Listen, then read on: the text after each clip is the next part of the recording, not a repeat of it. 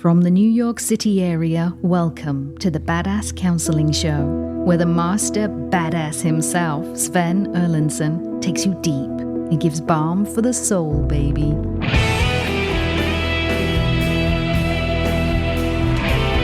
Hello, you've reached the Badass Counseling Show. I am Sven your host.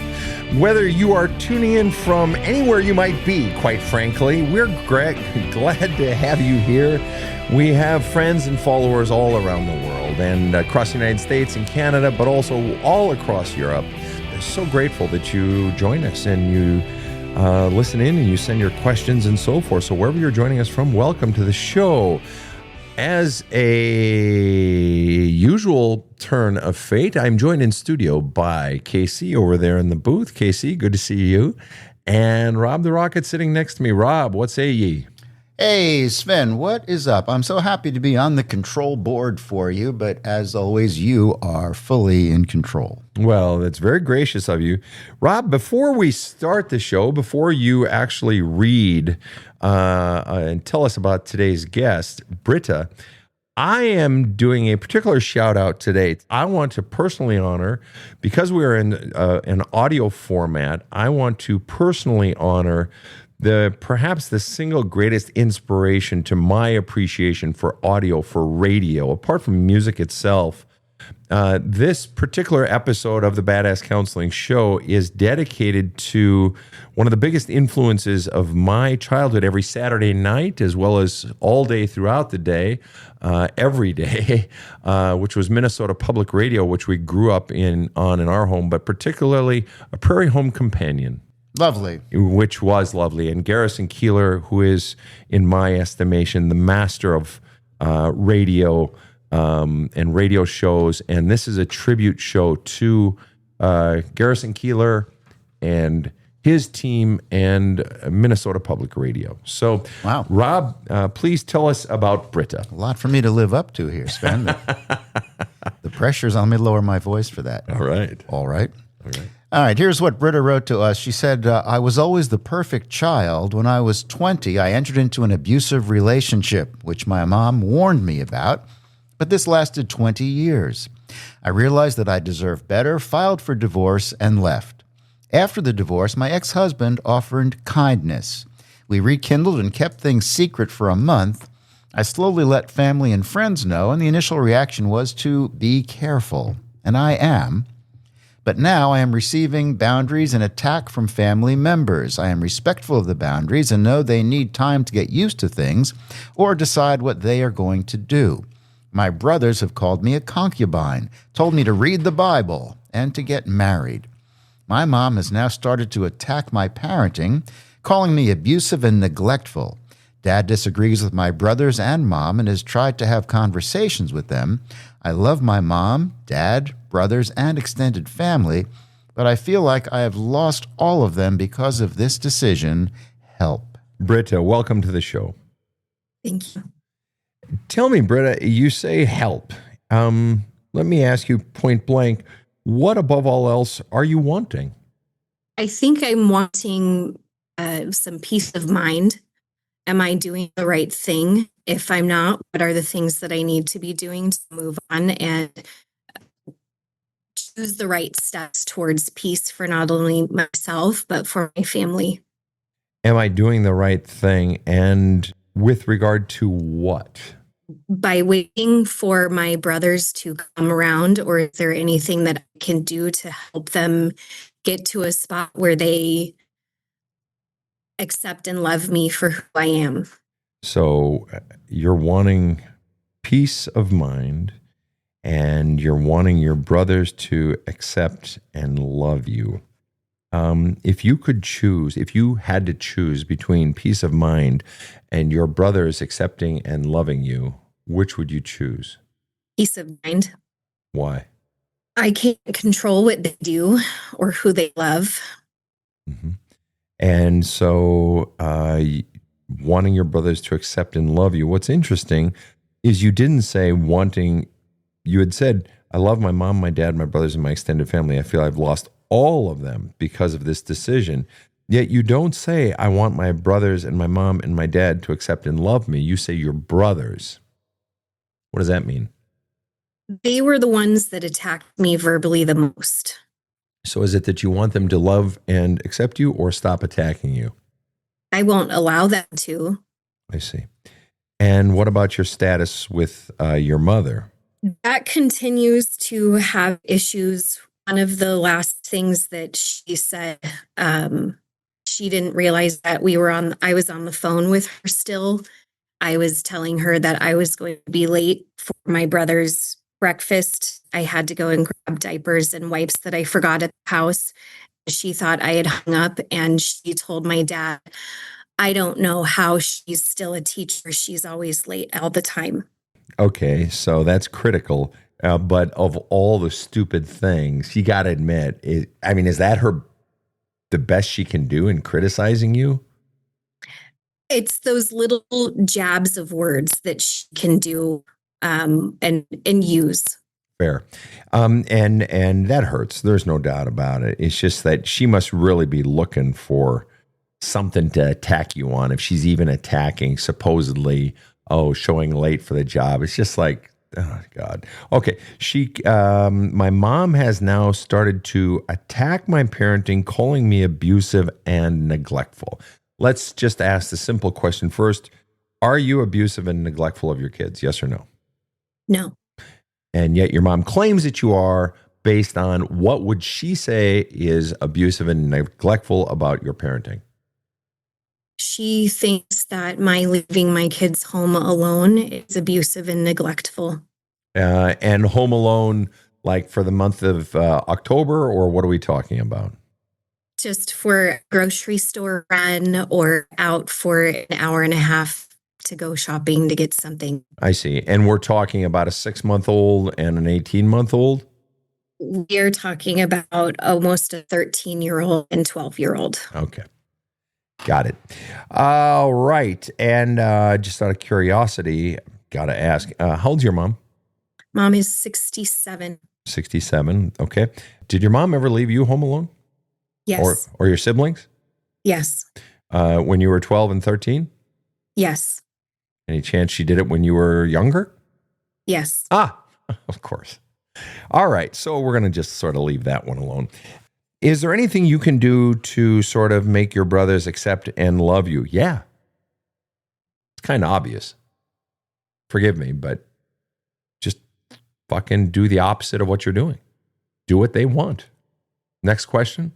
I don't want to give them what they want because I've been giving them what they want all the time, and I'm done giving people what they want. I see. And you say, I've been giving them what they want the whole time. What have you been giving your brothers that they've wanted the whole time? When they've asked me to do things for them, I will do things for them. When they've wanted to talk to me, I make the space and give them my ear to listen to. When they've needed money, I've offered money. When they've needed a place to stay, I've given them a place to stay. I would have done that anyway. Well, you really are the perfect child, just like they raised you to be. Well, Except now. except now you're not perfect. Well, Right. no, come on, let's be honest. When you were 20, you weren't perfect. Mommy told you, don't go into this relationship, and look what you did. And you got You're into right. an abusive relationship, and if you would have just, if that dumb girl would have just done what I told her, she wouldn't have got into all this. See, dummy, you're not Yeah. perfect. Like I've told you your whole life, just do what I fucking say. I mean, it's pretty clear. You aren't doing what people want, and you should have done what your mom wanted, right? Right. Now But no, I don't. Now, are you tearing up a little bit there or what? I am, Why are you tearing up? because I deserve to live my life too, and to make my own mistakes, and to go through my journey and learn from it. That's And I right. shouldn't have to listen to people telling me what to do. I need to live through that experience and reflect on it. That's right. Did your mom in any way rub your nose in it? Ever? Yes. Yes. And what's the earliest after the marriage when you had told her, don't do it? I'm warning you about this guy. What's the earliest she began to see the results that she predicted and began to rub your nose in it? It was almost right away. Even before, when the marriage announcement was made, she and I went to counseling. And she wanted the counselor and me to talk about why what she had to say was important and why I needed to listen to her. And not just listen, but what? Follow through with what There it she's is. telling me to Come do. on, right. And see, this is interesting. In that first sentence or two, I was always the perfect child. When I was 20, I entered into an abusive relationship. Was it? You didn't enter into an abusive relationship. It wasn't abusive at the start. You didn't go on the first date and he said, God, you're an ugly bitch. Did he? Right. Right. No, not at all. Okay, right. So that came later, the old lure you in thing, and then you get, right. Gee, I really like the guy. He's so sweet. And then, okay. Right. But then mom warned you about that. Just out of curiosity, if you were to be totally honest, what percent was a fuck you to mom? Oh, gosh, I don't know. Maybe 90%. But it was in combination of this is what I'm doing because I need to do this and I want to do this, but I'm doing it anyway. Fair enough. Fair enough. That makes total sense. And if you want to change that number at any point, feel free to change your numbers. But 90% of it was a fuck you to mom. In other words, it was deliberately chosen to say fuck you to her. Let me ask you this. If you had not had all the pressure in your life to do, prior to 20, to do what everyone said and to follow mom's orders, and on top of it, in this beginning of the relationship, you did not have your mom telling you, don't do it, don't do it, don't do it. In other words, if you had been taught from a young age to follow your own path and that you're wonderful and you make good decisions, do you think you would have still ended up with this same person? No. Why?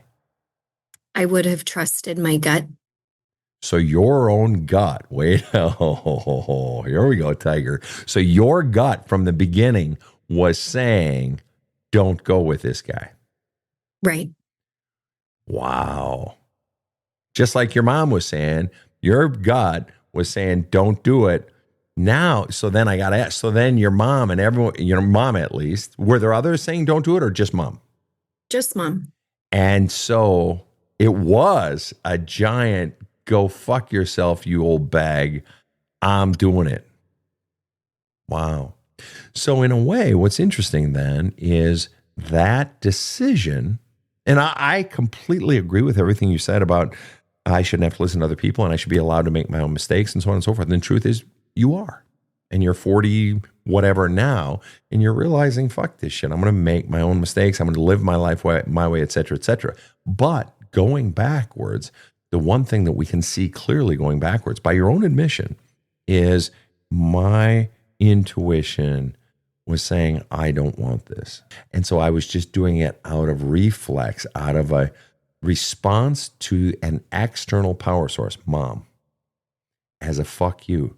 So even though it was the opposite, it was the rebel path, and it looks like you're being authentic, and it looks like you're being spirited and doing it your way. Technically, you weren't even doing it your way, because the really shitty part in that case was your way just happened to be the same as mom's way. And if you had chosen to walk away, mom would have said, I win again. See, I knew.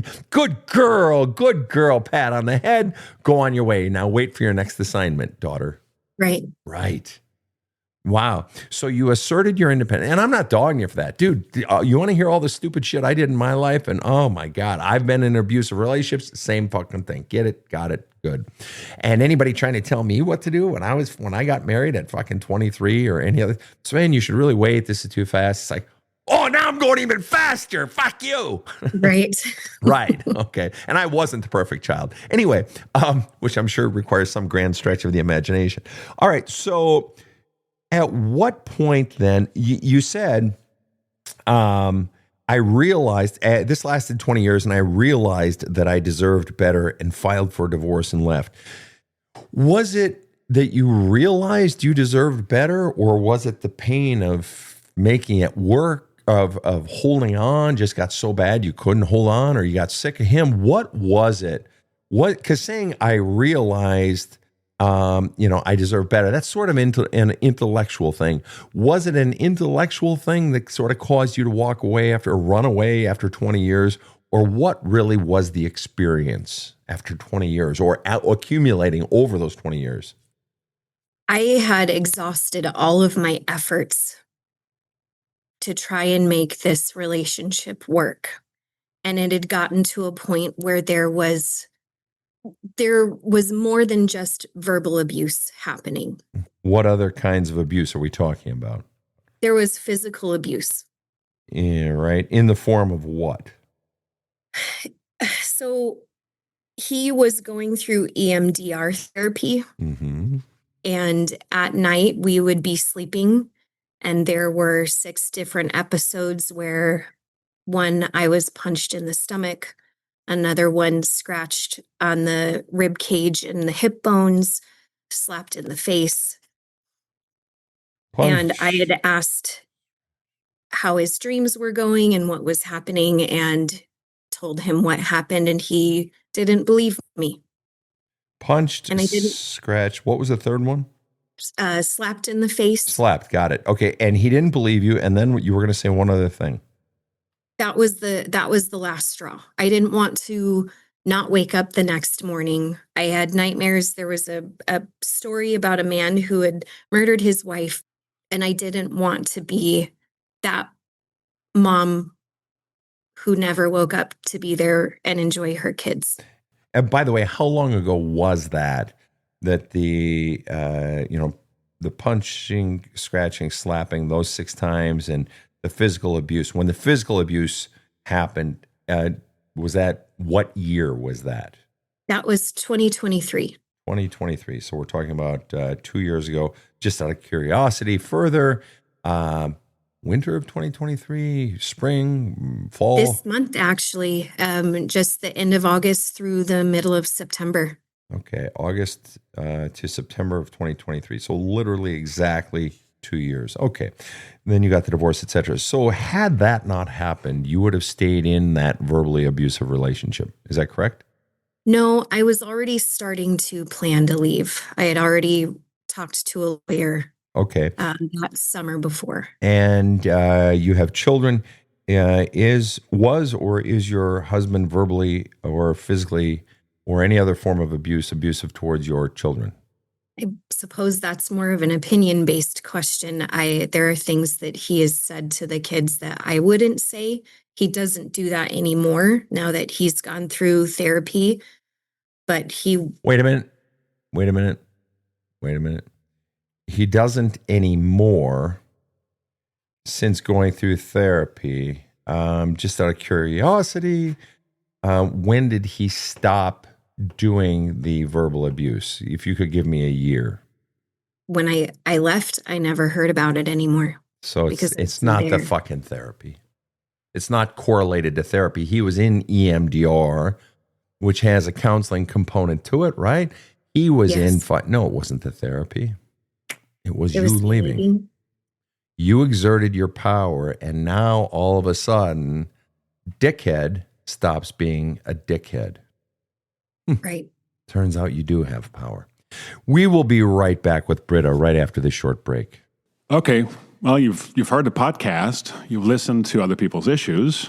Maybe you've studied hundreds of Sven's TikTok videos. Time to stop lurking, face your fears, and focus directly on the one person in your life who can benefit the most from Sven's experience and insight. Now, that would be you. Just go to badasscounseling.com and order Sven's book, There's a Hole in My Love Cup. Or check out his many video courses. Sven found a way to help himself out of a 12 years depression. It worked for him, and it can work for you too. Check out badasscounseling.com today.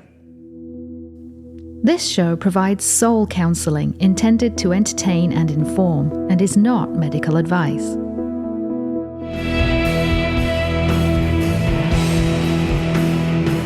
Now, back to the badass. We are back with Britta. Britta, so we established that, I think we established that your husband stopped physically and verbally abusing you, or we can assume that, when you got the divorce.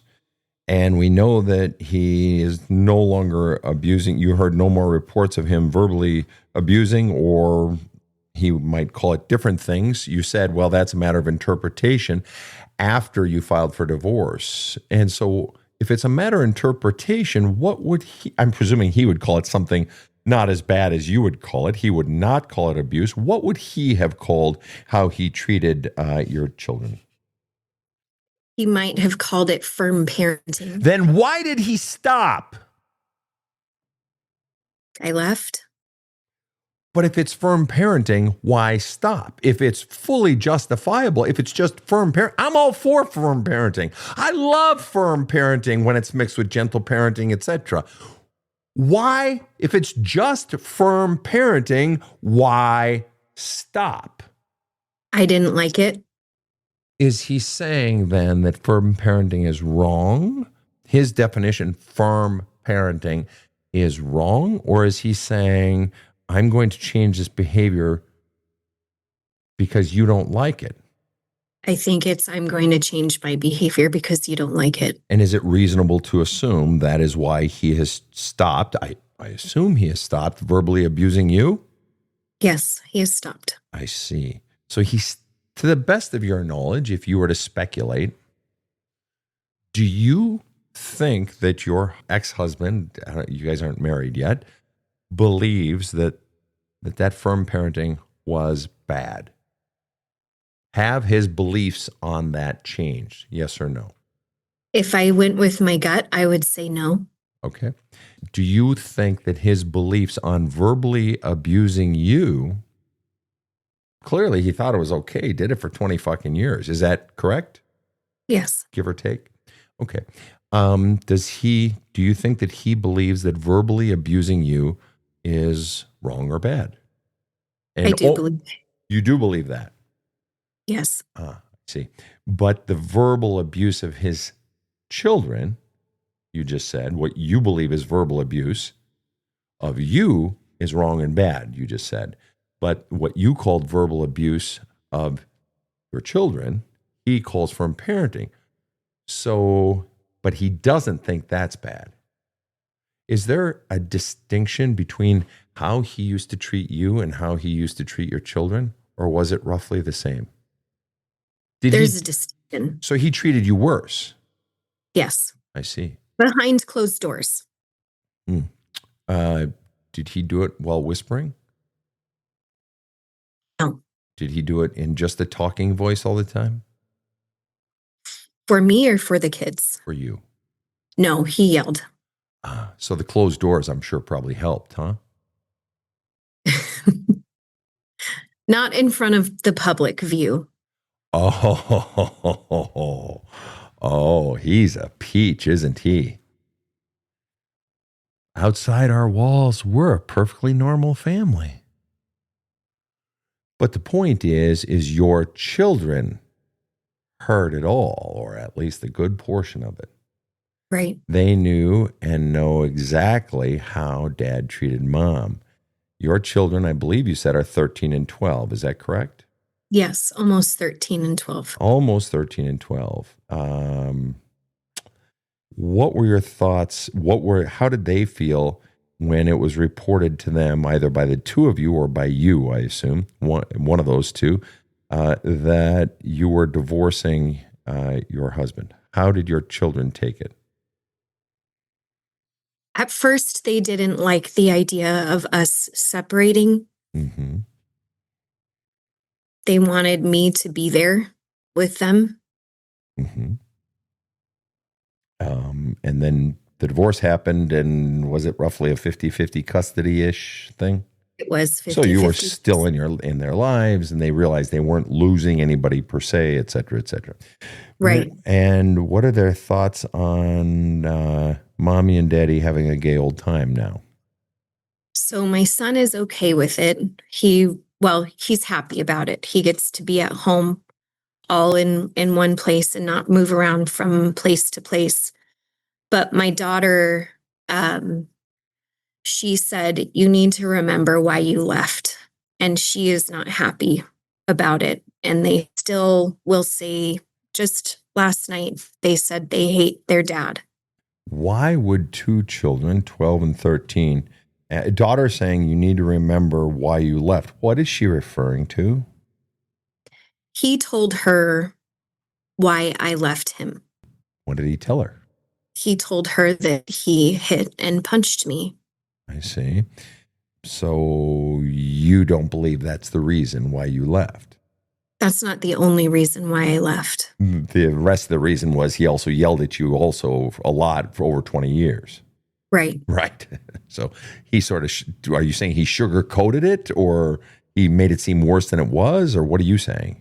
No, I think what I'm saying is I wasn't ready to share with her at her age, where she was 11 and a half, that daddy was physically abusing mommy, and that's why she left. And just out of curiosity, why wouldn't you want her to know that? I'm not saying that's a bad decision.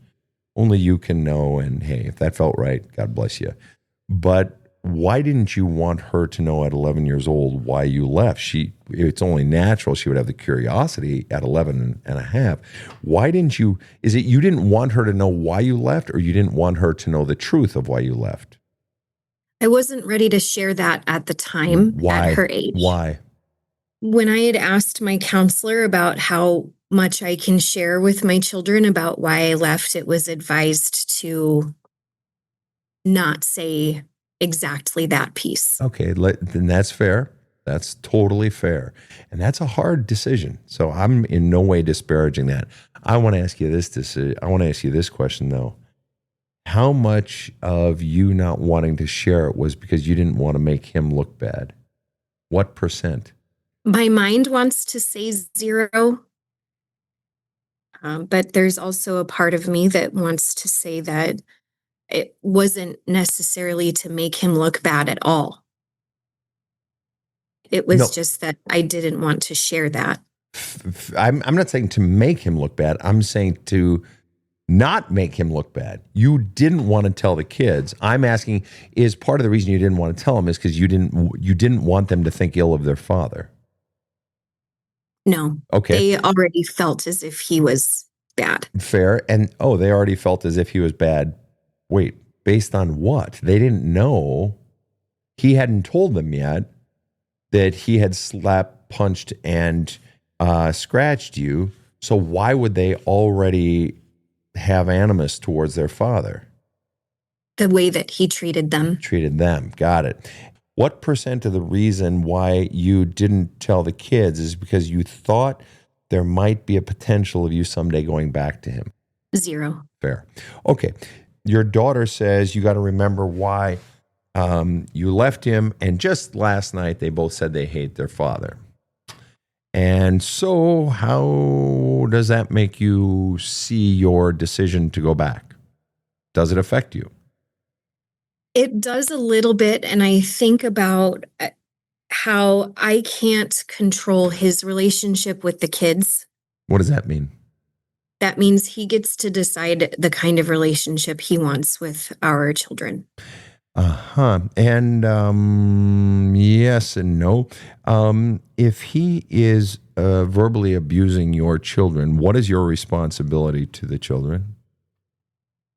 When he was verbally abusing them? If he were to do it again, yeah,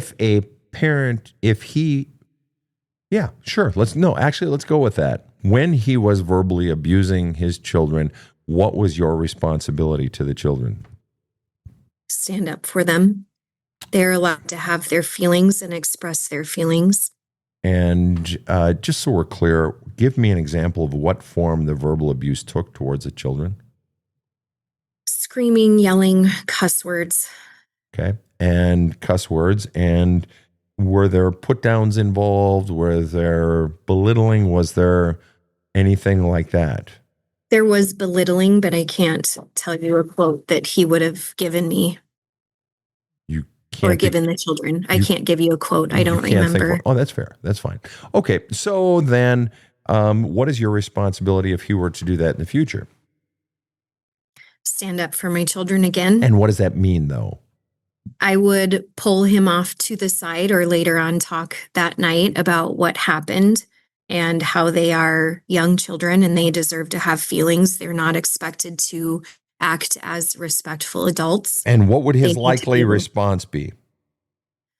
I'm teaching them how to respect.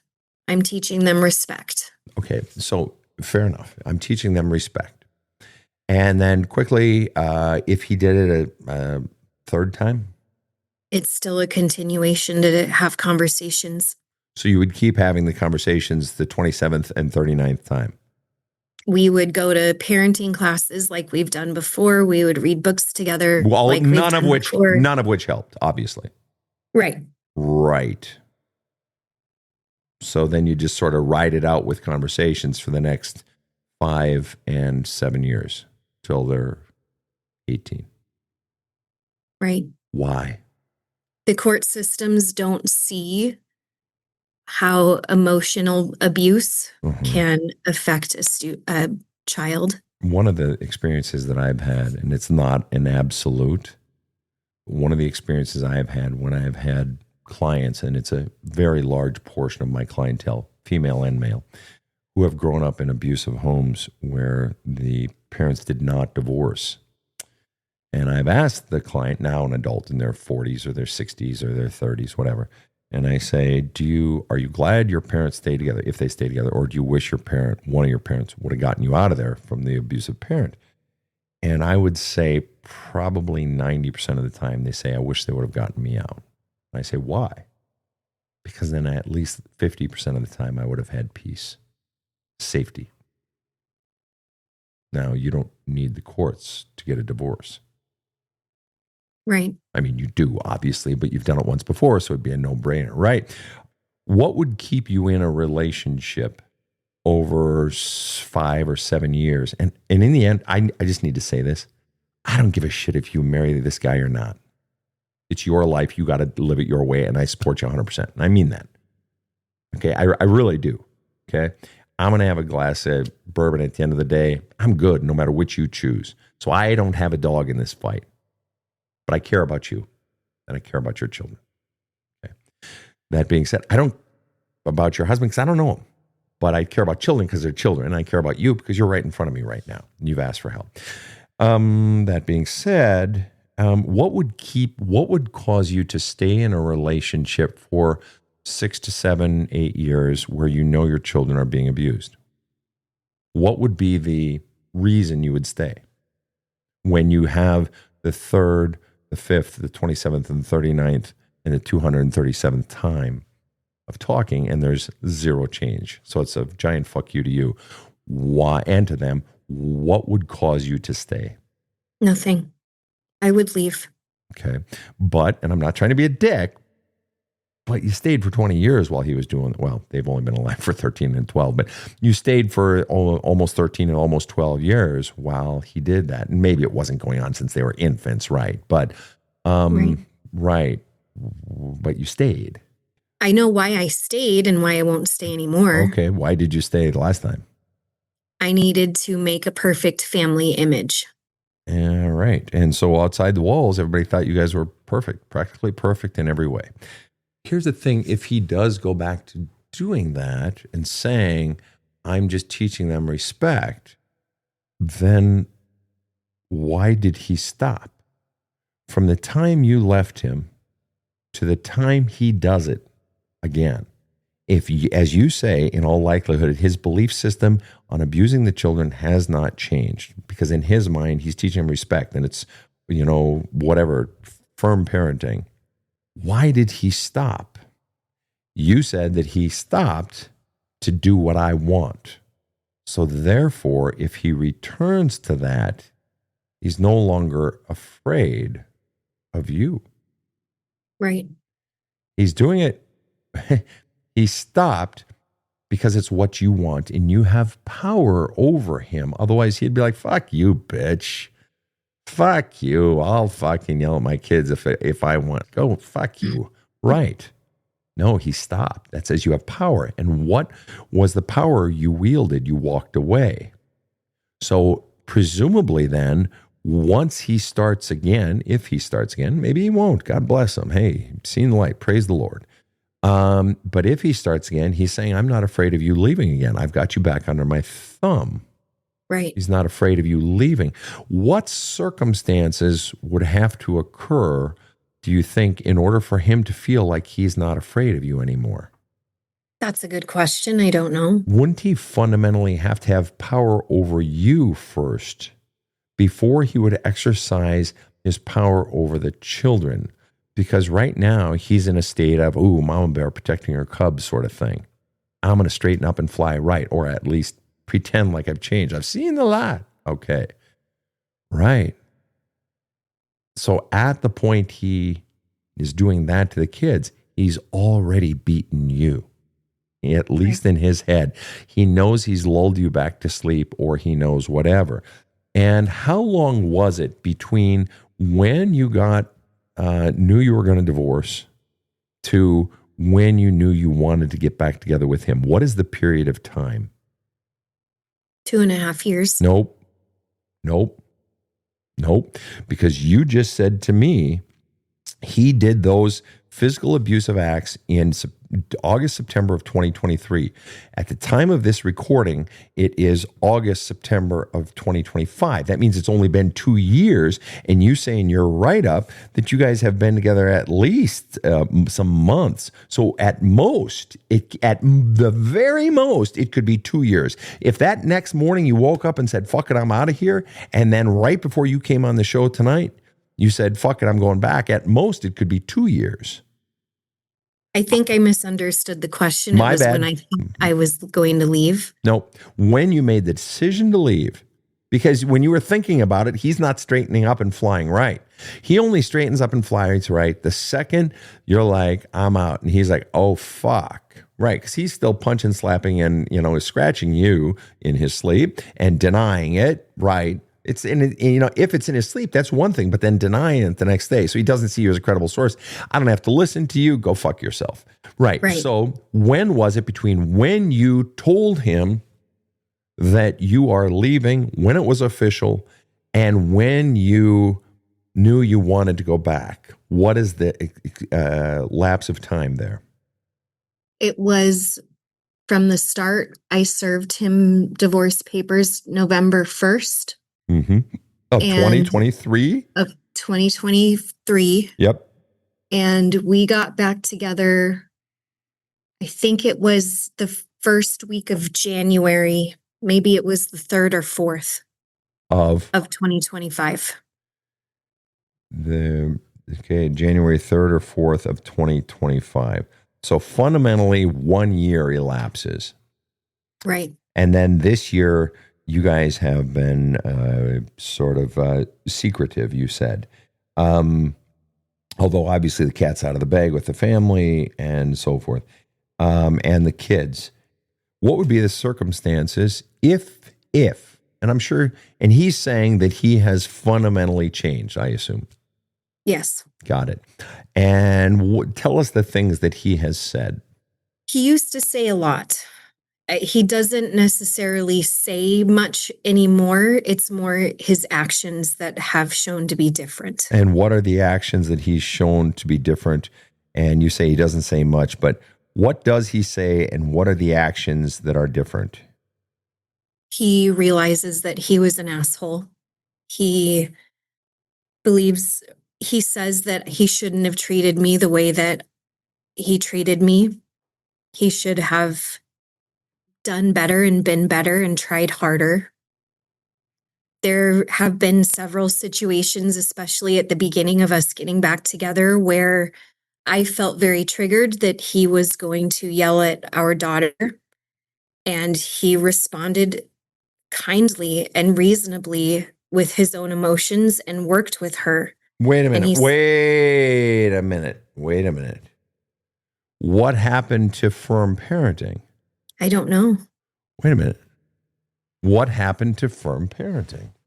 So if he responded better, did better, got better results, we know he's capable of it. Yes. And as you said earlier, he was doing it to please me and so forth. He changed his tune and shit like that. So are you saying that yet you've said you don't believe he's had a change of tune in his beliefs on his parenting? I believe he might be now conflicted. You've just changed your tune right there a little bit. That's fine. He might be conflicted. Why would he be conflicted? He was raised with a very authoritative parent. Right. And so he responded in this situation with your daughter by a kinder approach, talk it out, that sort of thing, saw results, presumably. Yes. Right. And so he's conflicted. Why in that situation? Where did he get the idea to talk it out and listen and all that stuff? I think your book and me and seeing other people be parents. Okay. So he's seeing the results and so forth and changing. So he said, I shouldn't have been an asshole. I should have tried harder and so forth. But but for instance, did he apologize for verbally abusing you? Did he say things like, I was verbally abusive to you and I shouldn't have done that and so forth? Did he do that? Actual apologize and stuff? He did actually apologize. He didn't specifically say what he was sorry for, but he said for how I've treated you. I see. And that was, forgive me, that was a one-time thing? Be honest. He used to say it a lot, but I felt it was different in January. Why did you feel it was different in January? It felt sincere. Okay. If you were to put a dollar amount on the amount of the crime that was committed against you, setting the kids aside, that he committed against you over those 20 years, give me a dollar amount. It's a silly question, but just play with it. I can't. Why does that make you cry? It makes me think about all of the things that he's done that hurt. And I don't know that you can put a dollar amount on pain. Can't put a dollar amount on it. Okay. That's fair answer. That is a totally fair answer. And just out of curiosity, put a dollar amount on his apology. The apology itself gave me such relief. I don't know if I could, maybe hundreds of thousands of dollars. That's a lot. It was big. That is big. And yet, you couldn't put a dollar amount on all he's done that hurt me. And you can't put a dollar amount on something that's a whole lot more than a few $100,000. Isn't it? Or am I putting words in your mouth? You're right. I think we learned in the pre-show with you that you have some teaching background. Have you ever had to teach percent to kids, even maybe as a student teacher or something like that? Did you ever teach percents, fractions? Yes. Okay. What percent, teacher, of all he's done that hurt me was his apology? What's sort of the ratio there? 100%. Oh, now you're lying. The feeling that no. Hold on. And now I get that. Is it safe to say he's never apologized for how he's treated you in the past prior to this? Prior to January? Yeah. No, he's apologized several times before. And kept doing it. Yes. Then why did this one feel different? We were sitting on the porch talking, and I had offered to help him. And he looked at me and he said, why, after everything that I've done to you, would you help me? Uh-huh. And I told him that it doesn't mean that I don't love him anymore just because we don't work. Mm-hmm. And he looked me straight in the eyes and he held my shoulders and he said, I am so sorry for everything that I've done to you. Uh-huh. Okay. And that's excellent. Do you feel that do you feel like he has made, see, I'm still kind of stuck on I can't put a number on it, and then hundreds of thousands, but then you changed your mind, 100%. Okay, fair, so I'll run with that. New answer. Do you feel like he has made atonement for everything he did that you were just crying when you said it? All he did that he's done to hurt you. Do you believe and feel like he has made atonement for all of that? Yes. Do you feel that he has made atonement for all that he has done to your children? No. Why? He hasn't talked to them. Why? I don't know. He might be afraid. Afraid of what? They're 13 and almost 12. What they might say to him. And what do you think of that? I think the atonement for a parent and a child is beneficial, and I feel like they both need it. But I can't make that happen until he's ready. And then I can support him. Would you get back into a relation? What level of relationship are you in with him? We've been together since January. Are you going to be remarrying him? Yes. Are you engaged? No. I see. But you are planning to remarry. When are you planning to be wed? I don't know. If you maybe in 5 to 10 years, as long as things are going well. Oh, come on now. You know you're going to marry him. I asked you, are you getting married? And you said yes, definitively. And then you give me the 5 to 10 year thing. Come on. What's the truth? I don't know. Then how do you know you're getting married? You stated it like it's fact. Well, it's because I want to be married. I would like to be married. Now we're getting down to it. But before I ask you that question, I want to ask you this question. Why are you with someone who has not made atonement with your children that you're sworn to protect? You do what you want. You set your own parenting rules. I can't tell you how to parent your kids, but this person has hurt your children by standards you consider abusive. You yourself consider it abusive. These children hate him. As of last night, now, children saying they hate their kids is not the end of the world. It's pretty normal on one hand, but these particular kids have more than just a teenager having a tantrum reason for saying that. Right. And you are back with this person. Do you believe that in the mind of the children that your being back with the person who abused them condones his behavior? Oh, mom got her apology. Oh, that's nice. That's sweet. Good for her. She's going back with him. He hasn't said shit to us, but good, mom's taken care of. That's nice. Aren't you help me understand. If I'm missing something, I will be the first motherfucker to say I'm wrong.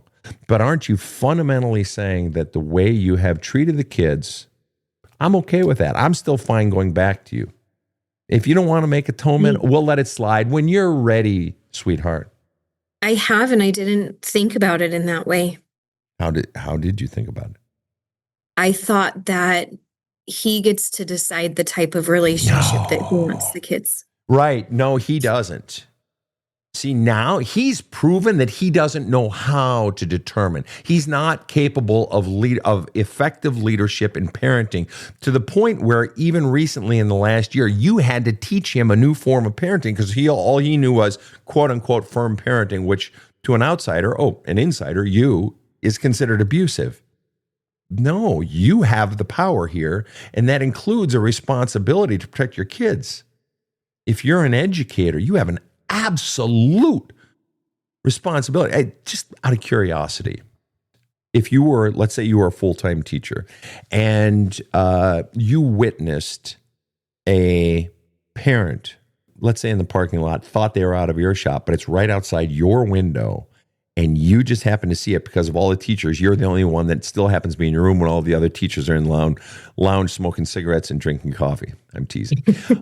But you're in your room, you witness it, and you witness it like in the first month of school, you witness it like 12 times. And it's the exact same behavior of how your ex-husband, treated your kids. So whatever that was, it's identical. would you, by law of your state, be required to report that to your principal? No. Because? We have to report physical abuse and accusations of physical abuse, not verbal. I see. And so let me ask you then, in the case of your child, what is the message the child is receiving from you about how their father treats them? They're not important enough for their mom to stick up for them. I didn't feed you the answer on that one. And now I want to go to the $1 million question. What does it feel like to not be married? I feel invigorated, happy, free. But also, I know I felt like I was a failure, that I couldn't make marriage work. So when you say, I want to be married, that's not quite the truth, is it? The real truth is, I want to be married to him again, and I want to make it work so I'm not a failure. You don't want to be married. You want to be married to him. You want a second crack at it because deep in fucking inside you is a voice that says, if you can't make your marriage work, you're a fucking failure. And I gotta believe that's mom's voice. And you want to prove her the fuck wrong. Let me ask you. Now, I'm probably full of shit. I could be totally fucking wrong. Sven and his cockamamie fucking theories. What % of you wanting to get back together with him is because you want to prove your mom wrong? 0. Okay. Let me ask you this. You just said that if I'm not married, I feel like I'm a failure. I failed at my marriage. That's how I did feel. Oh, how did that one go away? Because I asked you what it was like to not be married, but then you got back together with him. So even though you're not married, you're back together. So it makes that voice go away, right? Right. Right. So you have a voice inside of you that says, if you're not making this relationship work, you're a failure. Is that correct? Yes. Right. So is it that you want to be married, or is it that it has to be with this person? I want to be married. How much do you... Okay. When he wasn't back, before January 3rd or 4th of this year, what was the loudness of that voice inside of you that you're a failure? Put it on a percentage. When I first left him, it was 100%. And as time had gone by, the feeling had lessened. Why? I was doing things on my own, and I knew I could live my life by myself and not with another person financially. Mm-hmm. If you would have just walked away from him and not gotten back together, what would have happened to him? He would have found another woman. Pretty quickly? Oh, yeah, he did find another woman very quickly. Yeah, it's you. Oh, you mean someone between you and you? Yes. Took a lot of time to do that real self-reflection and work on himself. Got it. And just out of curiosity, he would have found another woman. And he did find another woman. And how did that feel? You had been replaced. You must not have mattered if he could move on that quickly. Right. Or something. What was going on inside of you when he found another woman just like that? It made me feel like I didn't mean anything to him. Do you feel like you mean something to him now? I do. So how do you know it's because of you? See, now you kind of have the rich man's curse. The guy that meets the woman after he gets rich. How do you know if she wants you or if she just wants your money? And you kind of have the rich man's curse is, does he actually want you? Or are you just the next one? This was a conversation that came up in our counseling session. And? He said he wants me. I want her. Yes. Right. Right. I want her so bad. I bet he's pretty good with words, huh? He's very good. The silver tongue. Mm. And so, why did you come on my show? I want a better relationship with my brothers. It's done. You're fucked. You are completely fucked. You will never get their love. You will never get their respect. You will never get their appreciation. They are calling you, to use your word, let's go fucking biblical, a concubine. Now, most people think a concubine is a prostitute. A concubine isn't a prostitute. If they're going all fucking biblical, a concubine was like a second or third wife whose kids were legitimate, but they weren't even heirs. In other words, they were like fucking lesser citizens. That's what your brothers, they don't just think it of you, they're literally saying it of you. Right. To you and to others. No, it's fucked. You're fucked, they're fucked, it's fucked. Your relationship is fucked. As long as you choose this person, you have unchosen them. They wanted you to have to make this choice, and you have made the choice. Short of doing what they want, and it's the same with your mother. You fundamentally, how do you say it? I feel like I have lost all of them because of this decision. You have. Yeah. And you are telling your children that the way your father treats you, I condone. He does not have to apologize. Ever. He can do it on his own time, which means if he doesn't do it, oh well, because maybe he's going to do it next year. So literally, unless I'm mistaken, and you correct me if I'm wrong, literally every single person in your life, literally, and I could be wrong. So maybe you have a best friend who thinks this is a glorious idea. Okay, unless I'm mistaken, every single person in your life either is telling you this is a bad idea, wants you to do what they want, or is being directly hurt by this decision. Except you. Which of all of those hurts the most? Feeling that I'm being selfish. Fair. And which of all of those people does it feel like, does it hurt the most to know to use your words, selfishness is costing you or hurting? Of all the people in your life who are basically opposed to this, which is everyone, which one hurts the most? My brother. And what's fascinating is you said your brother and not your kids. And that's okay, but I gotta ask why. Why does it hurt you more to lose your brother than to know that you are condoning abuse towards your children? What you yourself, I didn't say abuse, you said abuse. Why does it hurt you more to lose your brother? And it's okay if that's what you feel, that's just what you feel. But why does it hurt more to lose your brother than to know you are condoning abuse towards your children? He's not abusive anymore towards them, but he hasn't atoned for his abuse towards them. Right. And so in the child's mind, if the child were to think about it, what would the child think of what mom thinks of how we were treated? That it was not that big of a deal. And it's okay. Okay. And therefore, it still hurts you more that you've lost your brother than knowing that your children have normalized being treated that way by you, normalized by you. I didn't think about it that way. I figured that, and that's okay. And that's okay.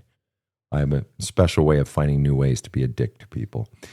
So let me ask you then, do you have any questions for me? How can I get him to atone for his behavior with the children? Say, you know what, we're done. Until you fucking atone for your shit. Don't give me your cowardly bullshit, husband. I don't give a shit if you're scared. I don't care. Because in the case of a lot of fathers and a lot of mothers, how you treat my kids is more important than how you treat me. You will fucking atone, or you're not getting one more minute of my fucking time, because you've already proven you have leverage. The whole reason he changed in the first place was because he was afraid of losing you. And the thing is you have to keep him in that tension. That's not to say you're always threatening leaving, but it is only that tension that causes him to appreciate you enough to change his actions. And it is that tension. If you just go with him in this relationship and you just give him all the love back, I'm back full on. Why would he fucking change one more ounce than what he's changed already? There's no incentive. The only way you got him to change before, and the only way you're going to hold him in it is, well, let's use his words. I'm only teaching respect.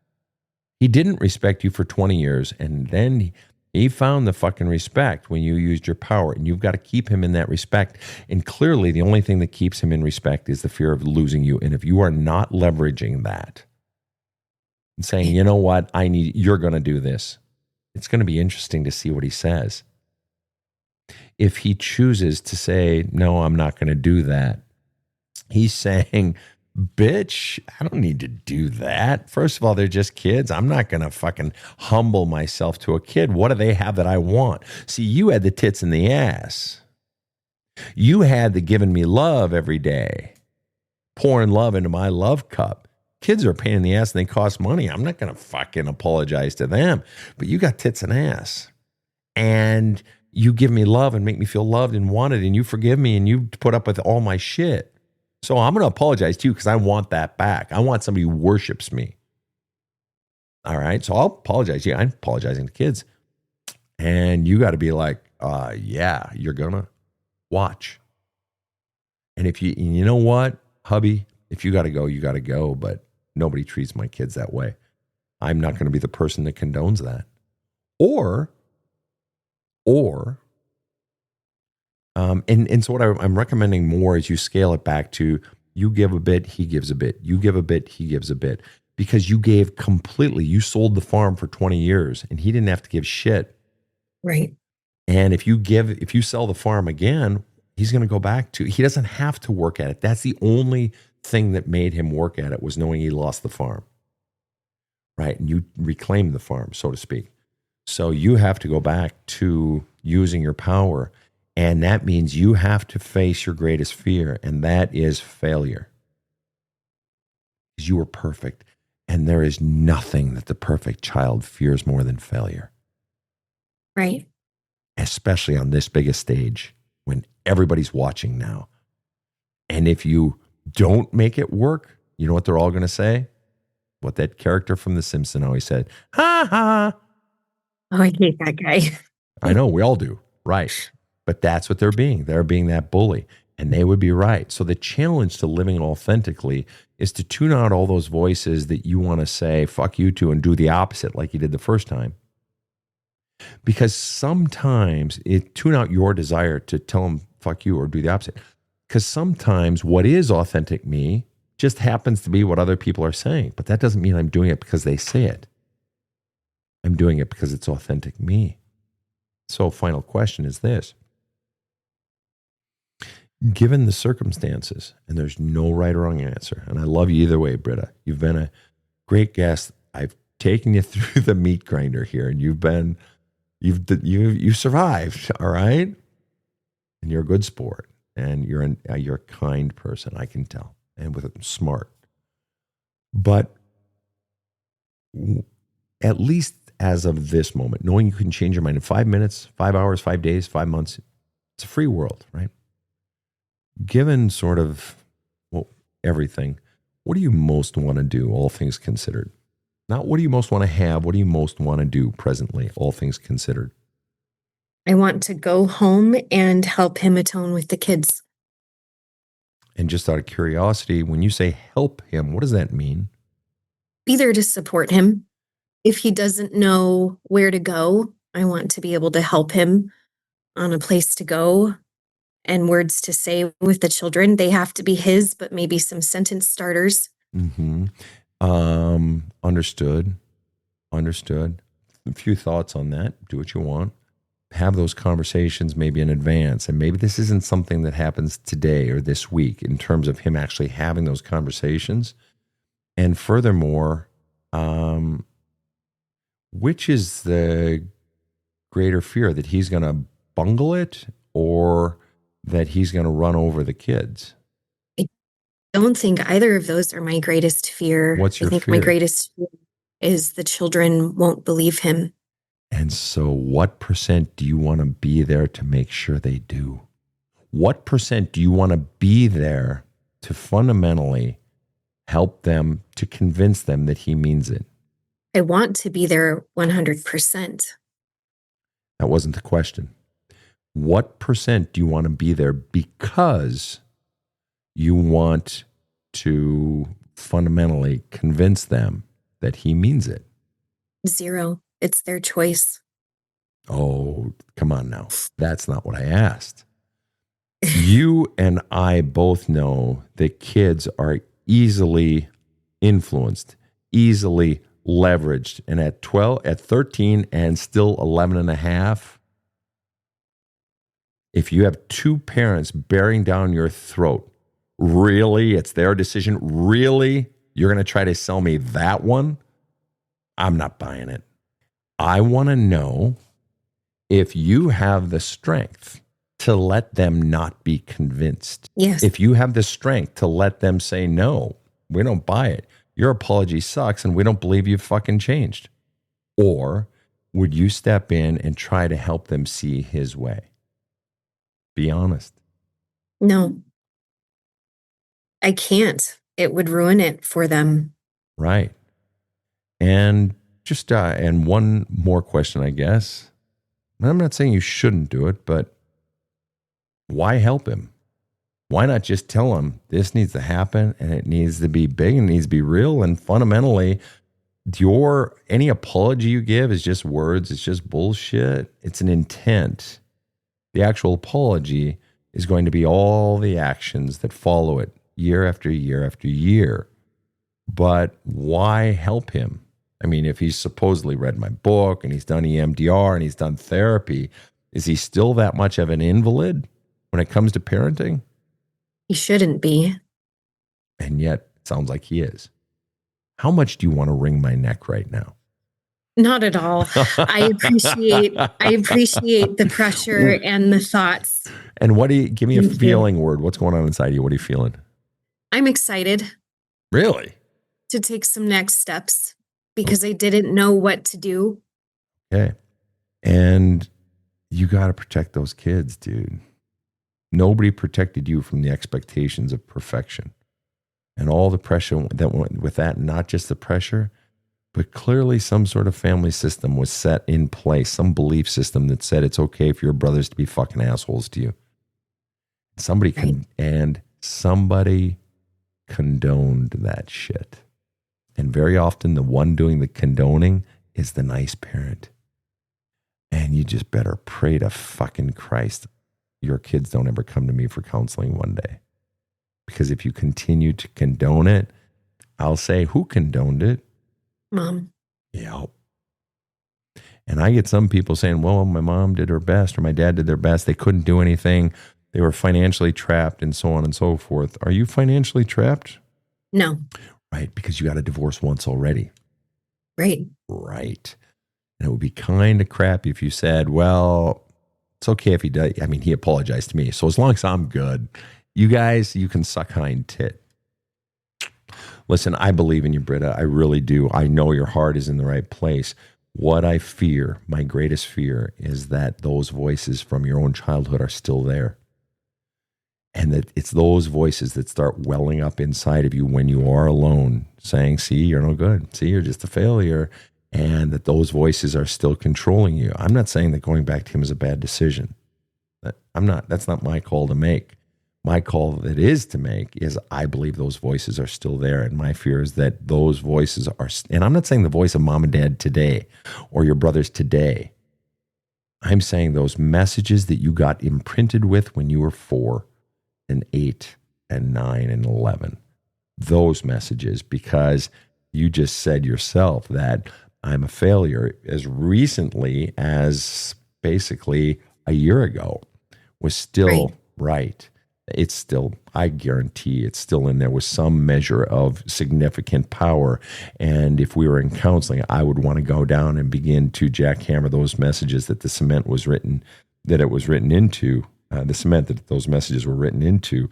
Furthermore, go to find origins and who condoned it and so on and so forth. And then what I'd want to really get at is I would want us to further deconstruct how much of this decision is potentially being driven by the fear of those voices. But you got to do that on your own. You got to do it on your own now. Please check back in with the show. I really want to hear where you go with this, okay? Thank you. You're a good egg, Britta. You really are. I like you. Thank you. I appreciate you. You bet. Thanks for coming on the show. Rob, any final thoughts? Do we have time? Getting a little salty on me, are you, Rob? Now, you know what? You're a good sport. I feel, as is Britta, and I feel for Britta. And when you are in the middle of it, it's just so freaking hard. And confusing. And contradictory. Mm-hmm. But, Mr. Direct Approach, Sven, the truth hurts. And that's the hurt that you got to work through. Working through your trauma of having ever had a conversation with Sven. Jesus, remind me to never do that again. Right on. No, you're good. Thank you so much for coming on. And on behalf of my team, KC, in the booth, Rob the Rocket, thank you to everyone around the world, but we especially thank Britta for all she's shown us today. Have a kick-ass day. The Badass Counseling Show is strictly copyrighted.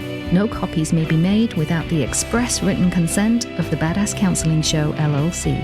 The Badass Counseling Show is produced by Karen Camparelli and Robert H. Friedman. Executive producer Sven Erlandson. Original music by two-time Emmy Award-winning composer Trevor Morris. Have a kick-ass day.